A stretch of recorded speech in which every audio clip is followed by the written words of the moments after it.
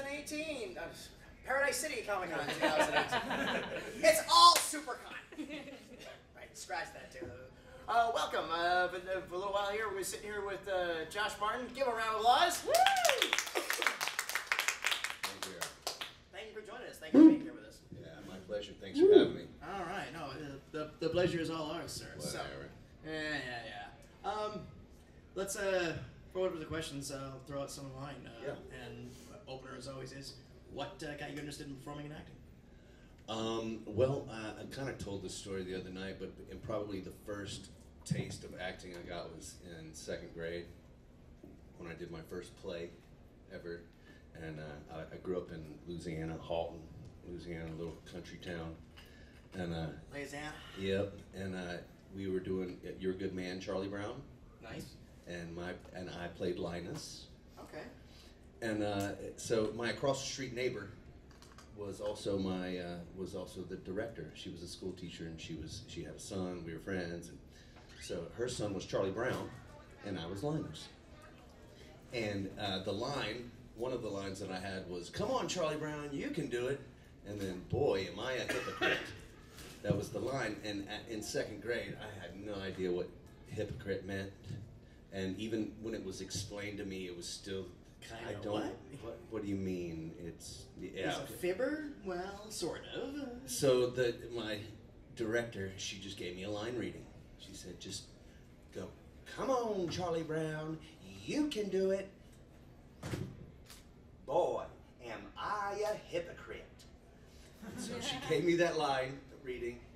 Sure enough, I went up there and I did it, and the night came, and the parents just erupted with laughter, and it was like, oh, I need more of that. Even So 2nd grade, and I was stuck. Yeah, dude, I was chasing that horse, so to speak. Yeah. You know what I mean? It was like, wow, I want that.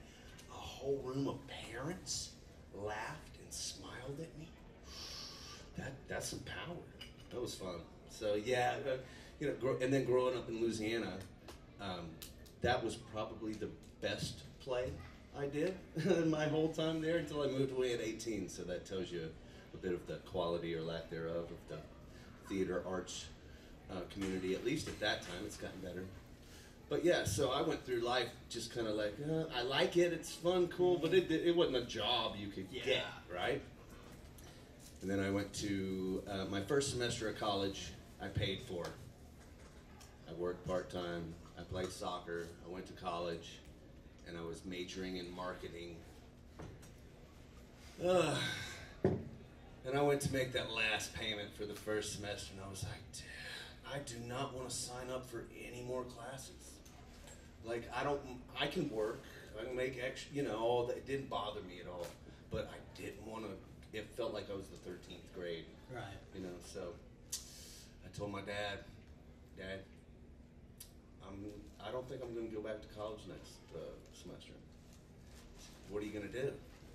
I think I'm going to move to LA and be a bum and try to be an actor.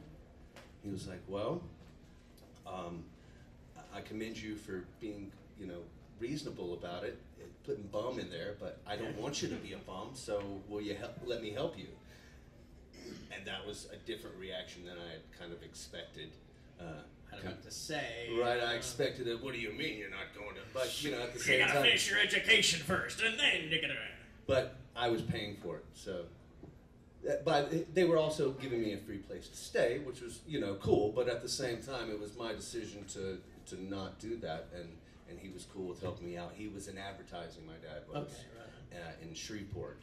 And so they had used some talent from the Kim Dawson agency in Dallas, Texas. He made a phone call, and they said, we will absolutely not represent him. We have no idea who he is, no, experience. And I was like, okay, so what? But he was in Charlie Brown. Yeah, exactly. They had a school. They had started an acting conservatory in Dallas, and so they sold that pretty well to me. And it gave me the idea that, well, okay, maybe I don't have to be a De Niro or a Tom Hanks or, be on that level of stardom and success, but still be able to eat you know, or have a roof over my head. I didn't know that there was an in-between, my sheltered lifestyle in Houghton. You know, I thought you were either rich and famous or you were poor. And then the school showed me that you could make money at commercials and other things, and voiceover wasn't even on my radar. So that's how I got into acting. There you go. There you go. What was the 4 hours later, What was the first voiceover work you booked? Majin Buu. Woo! Yeah.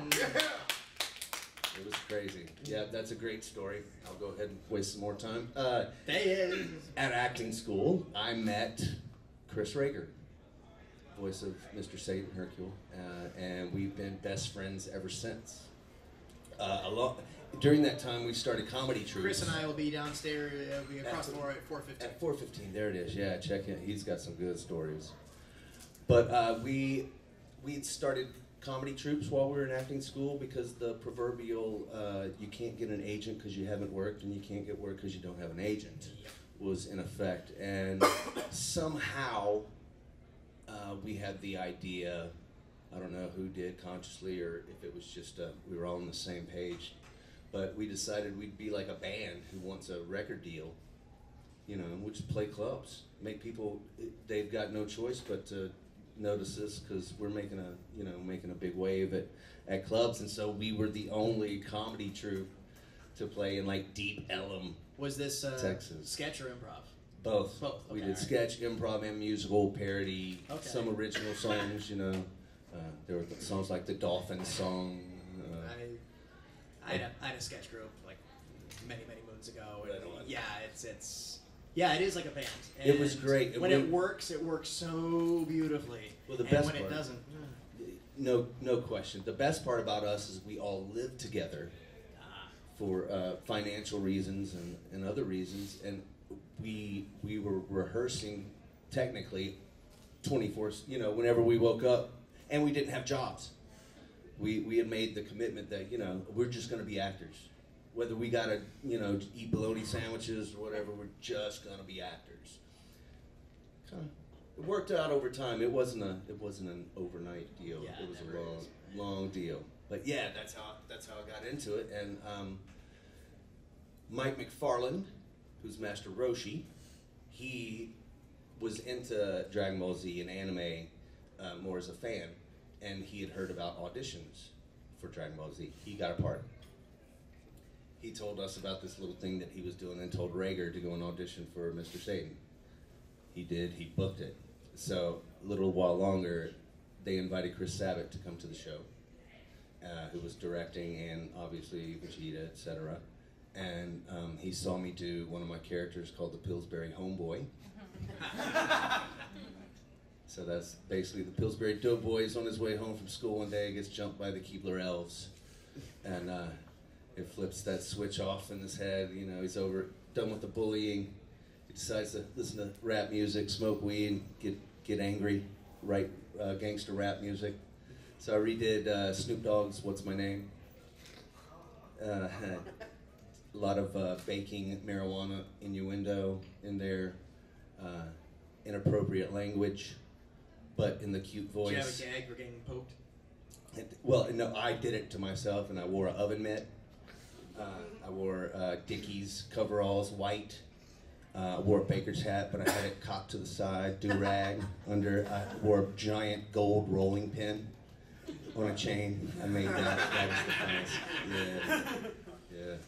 So yeah, one of our friends in the comedy troupe, he had asked me one day, what voices do you do? And I was like, I do the Pillsbury Doughboy. He's like, wait, let me hear it. Nothing says loving like my crafts and rolls. It's like, dude, that's funny. He's like, dude, say this. I went, nothing says loving like the blunts I be puffing.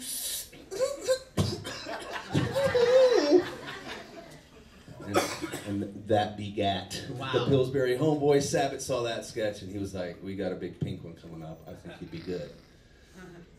And so that was my first voiceover gig. Yeah. Yep. Wow.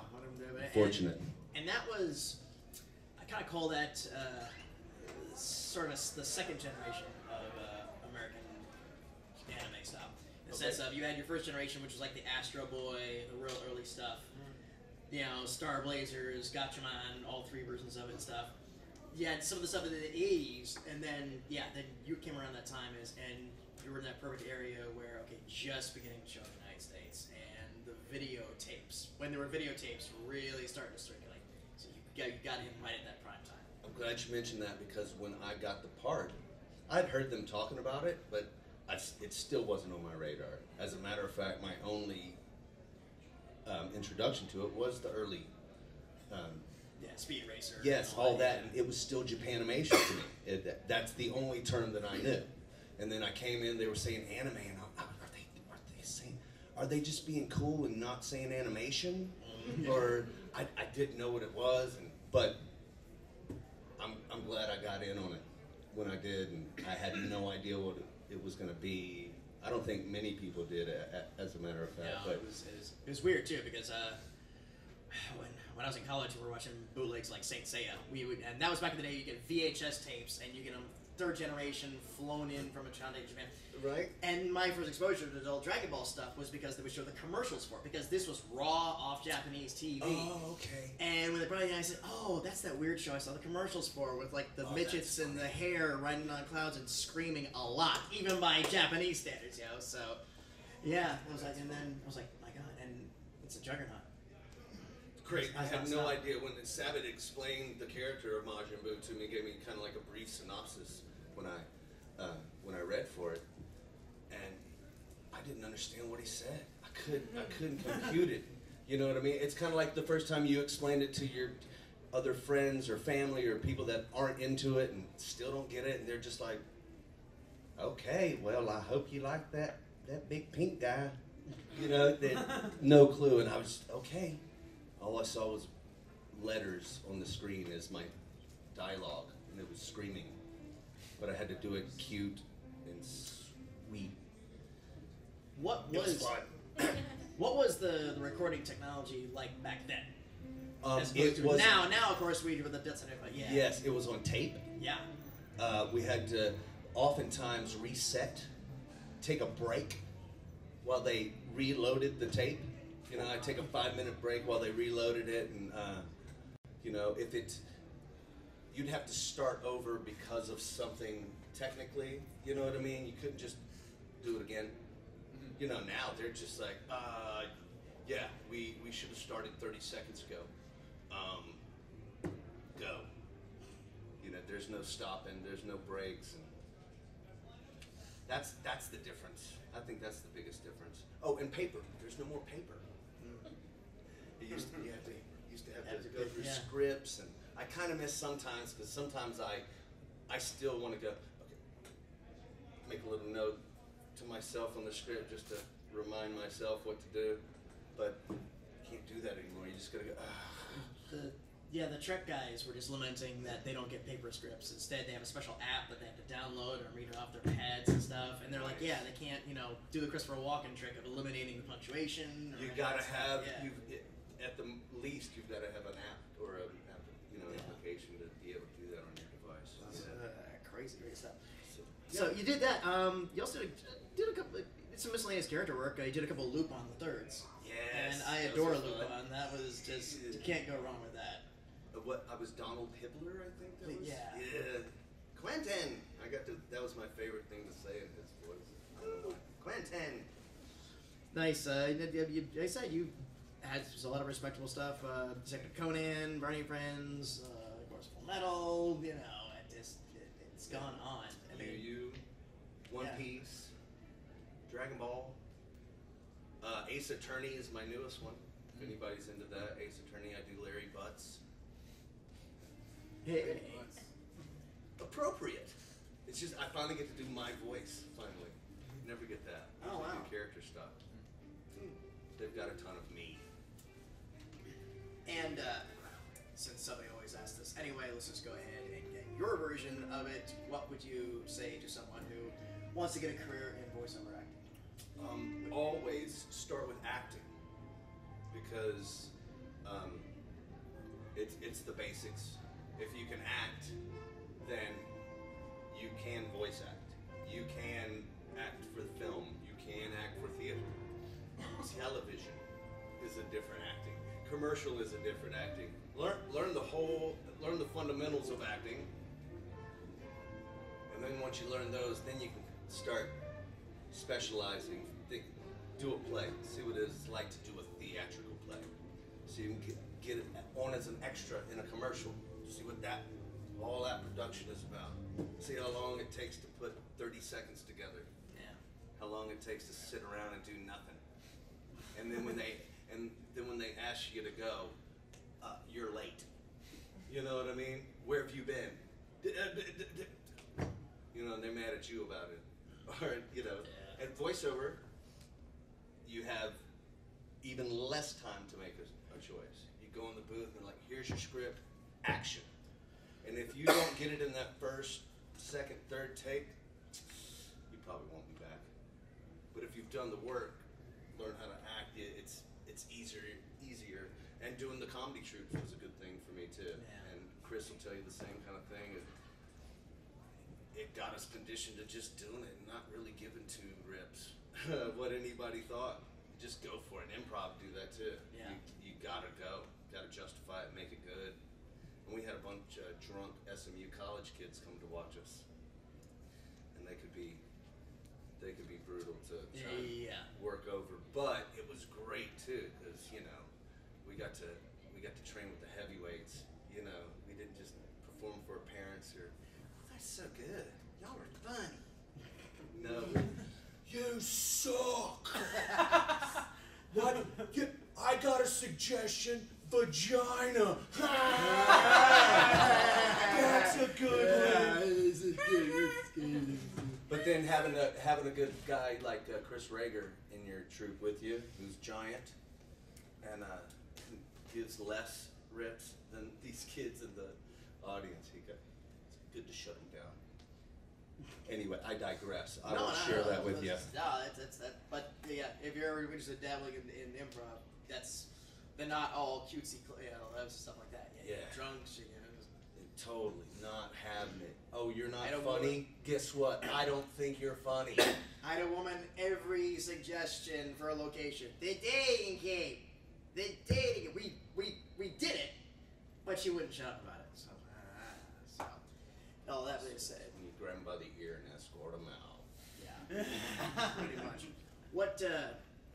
Probably know the answer, but what do you?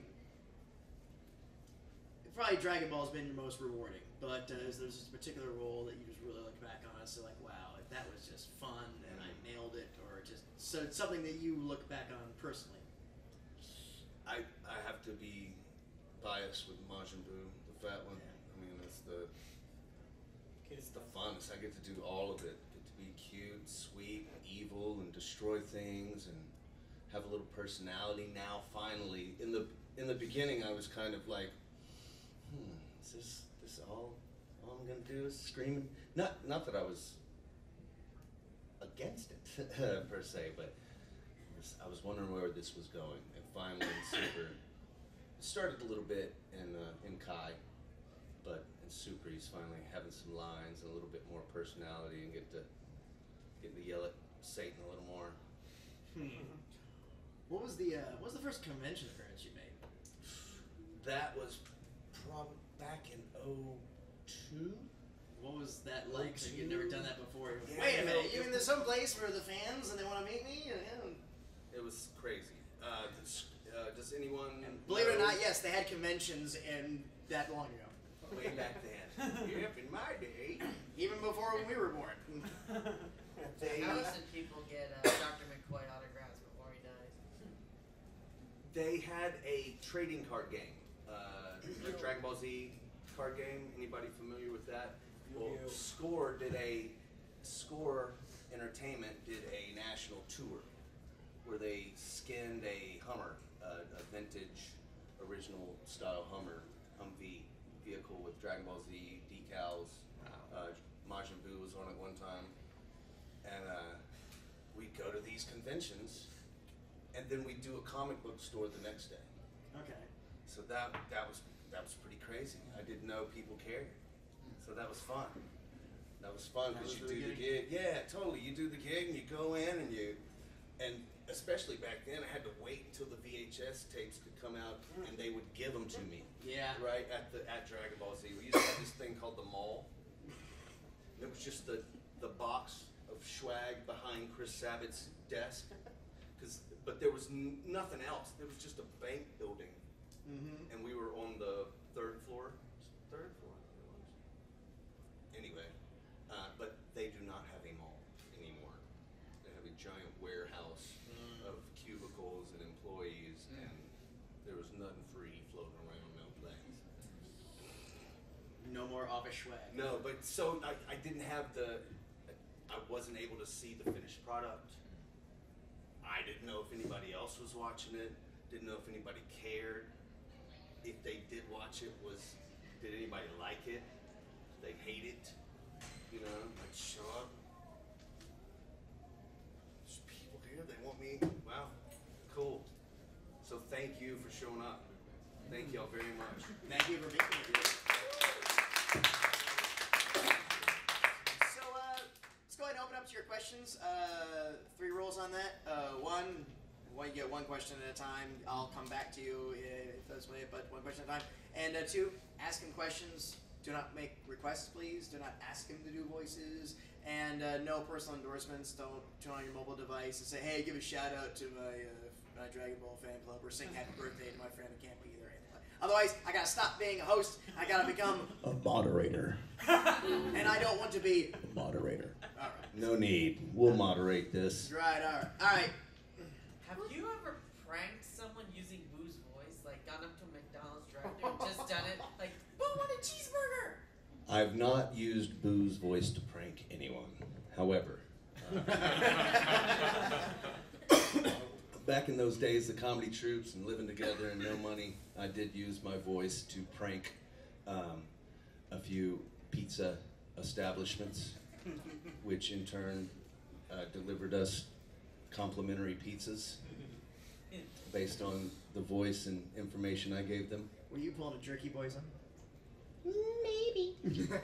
Yeah, no, what I did was we'd call up and I'd act like an old man. Yeah, listen, I called there today at lunch. I had a pizza delivered, and when it got here, it was cold, and it had black olives on it, and I just can't eat black olives. Oh, okay, so, I'm very sorry, sir. Well, yeah, listen, I tried to call back, and I got put on hold a couple of times. I got hung up on one. And I know you're busy, so it's not, look, I just wanted to know what we could do to get that taken care of. Inevitably, at national chain pizza restaurants, to be named less. Don't move. Pizza.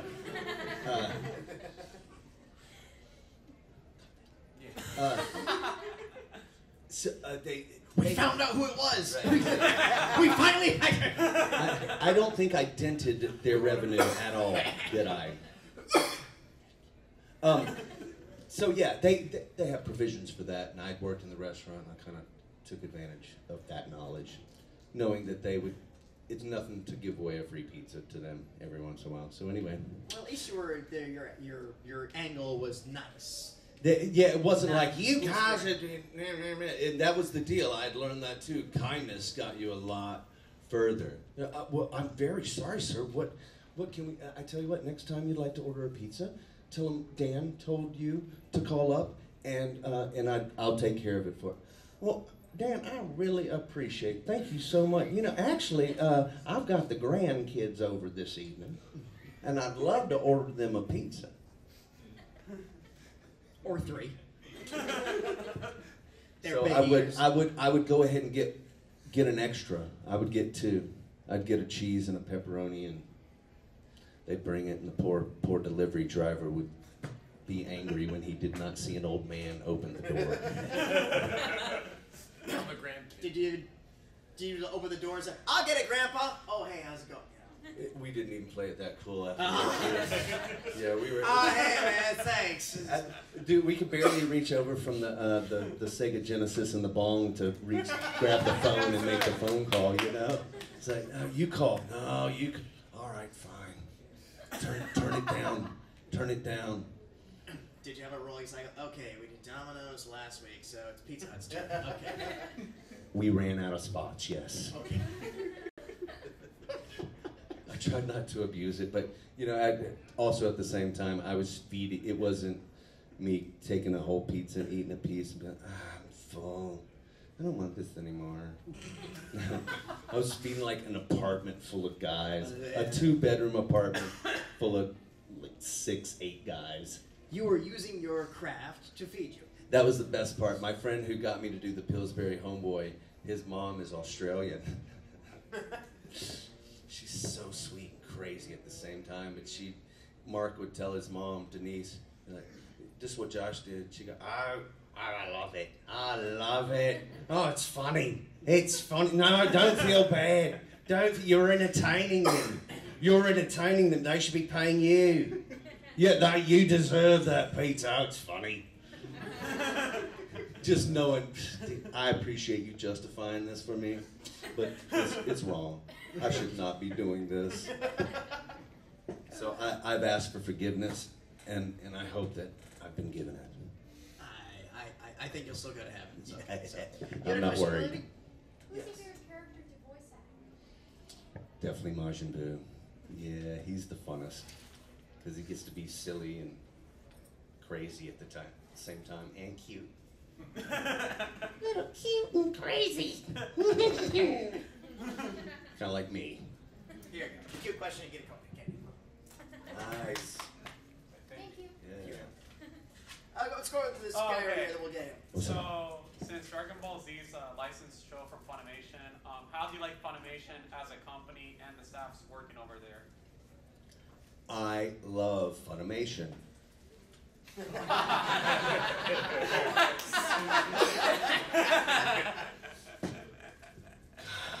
Funimation, it's cool.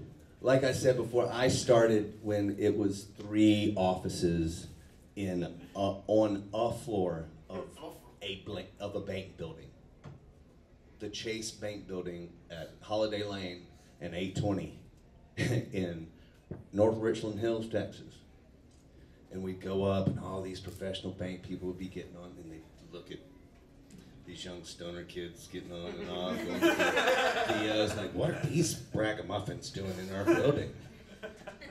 And now, Funimation is a giant warehouse. One side is merchandise and distribution. You know, it's all office stuff, right? The other half is, I think they have double letter studios now, pardon me? So it's just giant. I get lost there sometimes. And other times I feel like I'm in the Chase Bank Building, so I just kind of like go where I want because it's Funimation. People be like, excuse me, can I help you? Like, nope, I'm just checking it out. Okay, well, you're not supposed to be here. Josh Martin, Majin Buu, since 2000? Yeah, hold on just a second. Security, there's a guy they could give to less. We got another fan. Yeah, exactly. Can someone get this guy on the tour? He's wandered off. If you want to be a voice actor, please submit. So, yeah, and there's tours. Wow. There's tours of people coming to see what's up, like regularly. They have a schedule of tours. I don't even know what that's about, to be honest. It's mind-blowing. And here are some people working at their cubicles. And here's, Yes. So yes, Funimation is a fun place to work. Ooh. Wait, when did I get one? It's a great place. It's grown and it's got tons of properties now that they distribute. Pretty cool. You don't have to trade illegal VHS anymore. No. Oh boy, You don't have those to. were the crazy tape trading days. Yeah, Boy, right. those were the glory days. What Yeah, was your- Beardo, what's up? What was your least favorite character to play ever? Least favorite character? I would say all of the soldier AAs and the guy in red shirt.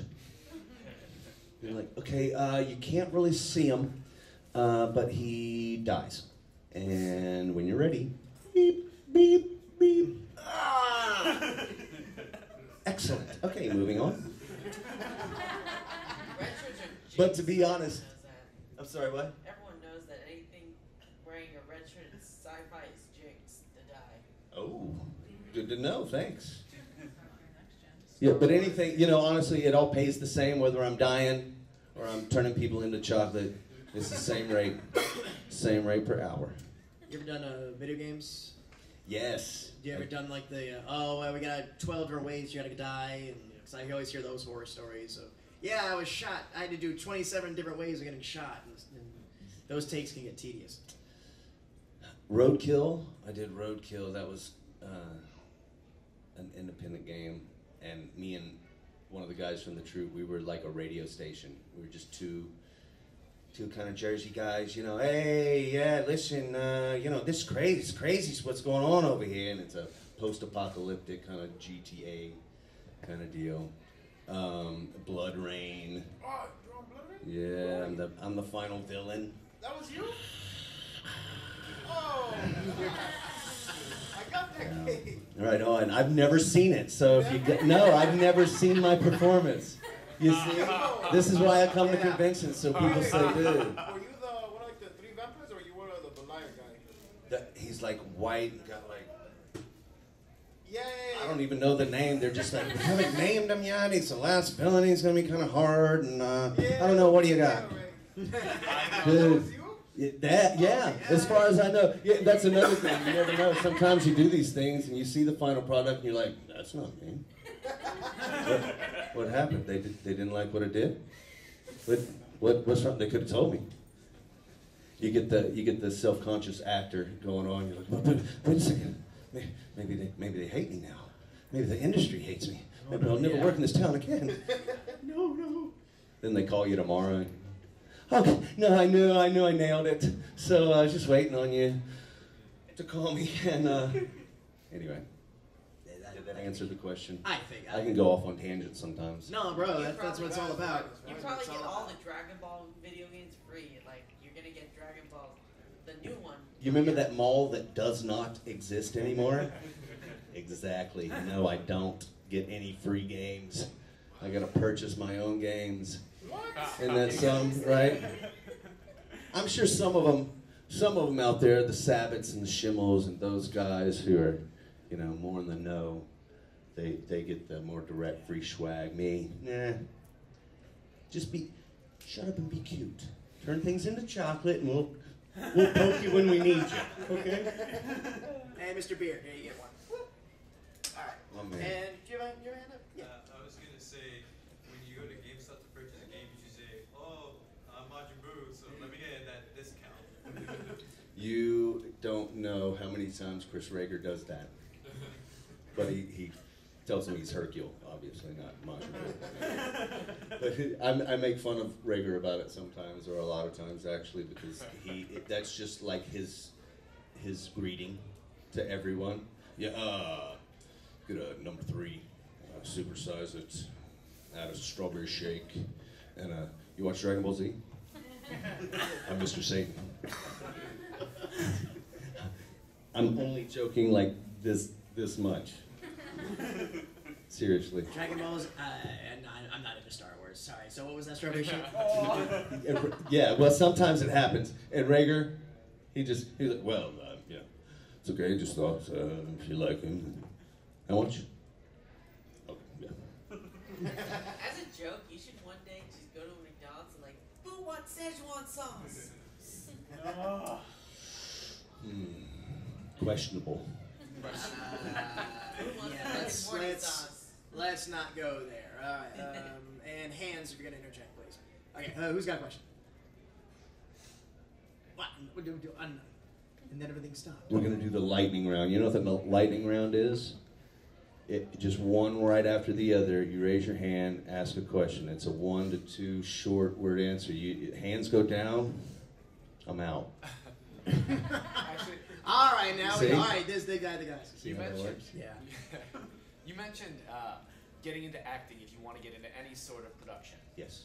What are once or as you work on those processes of educating yourself and practicing and honing your craft, what about like agencies, or how do you get yourself to actually earn jobs as you do that? How do you make money? Again, I think the best way to make those direct connections is to take workshops, take classes. Yeah. So, because most of the time, those people are directly connected to the industry, and so if and when they see somebody worth referring, then they can at the very least say, when you go to talk to them, tell them I said yes, or you can give them your reel, et cetera, and they can pass it on. That's a great thing to do. But like I said with our comedy troupe, you just gig and put yourself out there. That's it. All right, that's the longest answer I got. One thing in Orlando that they always say is keep trying. And when you audition for anything, put yourself in this mindset. You're not auditioning for that part. You're auditioning to be invited to come back and audition again. Yeah, make it a... How hard was it that when you were told about who is to come up with the baby voice, and how exactly do you generate it, like from the throat? Well, it wasn't hard at all because the voice was kind of, he had already heard the Pillsbury Homeboy voice, and that's what he wanted. He wanted that tone, and so it was just me putting that into the script, or using that, what I've already done with my voice, and making the script do what it's supposed to do, I hope. It's always nice. We're like, yeah. Coming up with anything new late, or just chilling out right now? Well, I'm sorry, what? Are you coming up with anything new, like new characters, new stuff in this field? Or just Larry Butts is on. I am actually working on original animation for Pillsbury Homeboy at the moment. Right on. So I'm hoping to release that around KamehaCon in Irving sometime. And in May, I'm in a Beastie Boys tribute band. I do MCA's part. So we perform at the House of Blues all over the country and anywhere else that wants the closest thing to the Beastie Boys these days. So that's fun. Check us out, Ryman and Steelin. Ryman and Steelin, no G's. So that's fun. And then I got 3 kids, a wife, a house. That keeps me busy. Believe this. Yep, I cook, I clean, you know, Mr. Mom. I also do voices on the side, so that's kind of fun. My kids think that's funny. Do they? How does that work? Having doing the voice of cartoons with kids, you know, do like the other kids' parents and stuff. Like, They finally you're the get it. cartoon dad, right? Yeah. They finally Do a get voice it. for me. I'm the rapper. Okay. Most of the kids, they're not into Dragon Ball Z. They're still young. My kids are only 11 and 8, so, and they're girls. All 3 girls. So they're little, you know, I'm so sorry. on the other side of Dragon Ball. Not quite ready, but they know it and they love it, and they're my biggest fans. You know what I mean? They're proud of Daddy, but most of the school knows me as the rapper dad. So that's weird, but fun too, because you know, you can see the parents kind of look at me sideways. What's he doing? I've heard of him. Yeah, We've talked about him at the PTA. He works in music. You know those music guys. They stay out late. Nothing good goes on after midnight. Wrong. Yeah, boss. Which, out of all the fights Majin Buu has, like from the first one with Deborah and Majin Vegeta to like all the way through the Kid Buu saga, which one was personally your favorite of all the battles you fought in? The favorite, you know, I really didn't like any of them because it hurt my voice. And it took forever. And especially when I fought myself. It was double. All right, hey, I hope that was good because now you get to do it again against yourself with the harder voice. So yeah, I mean, no real favorite one. All the ones that I win, those are my favorites. The ones where they say, and on this next one you die. Yeah, I don't like that one. I don't like that direction. Anyway, yes. What's the longest recording session The longest one, I think I did 4 hours way back in the day, but I don't think they even let many people do that, unless it's just dialogue. You know, most of the stuff I do is screaming. They don't have me talk much, so I'm good for about 2 hours. That's lucky. I do scratch tracks at Disney for a specific Star Wars character. Right on. So they have me in there for 5 hours doing line readings different ways. So that way they only have to pay at the start. Of course. The way they only have to pay the one guy to do it for 1 hour and come on in, and he does my readings. So yeah, 5 hours. Luckily, there's not that much. There's never been that much for me. Now, you ask somebody like Sabat, Chris Sabat, Sean Schemmel, that'd be a better person to ask about that, because they have, days. They fly Schemmel in from L.A., New York to knock his stuff out, and like book it. All right, you're going to be here for 3 days. You're going to do 6 hours a day.